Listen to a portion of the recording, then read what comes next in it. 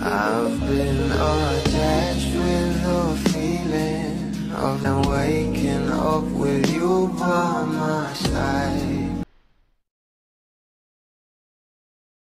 Grabeng ayuda ang binigay sa atin ng ating Donnie at Bel Mariano, lalong-lalo pa nung Valentine's na talaga namang itong ating Donnie at Bel ay nag-date nga.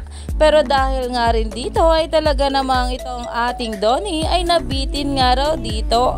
Narito nga guys ang sabi ni Nato. Then I'm sure marami pa akong hangover from Valentine's Day. Sobrang nabitin ka? Oo, Si sobra. Donnie, Pangilinan, nabitin? Oo, Ay, bitin Bel, talaga. anong gagawin natin dyan? Kaya naman napatingin nga agad itong ating Bel Mariano kay Robby Domingo nang sabihin nito na nag-date ba kayo, at grabe nga rin dito ang tawa ni Donnie. Paano ba Wait yan? lang, nabitin ka ba?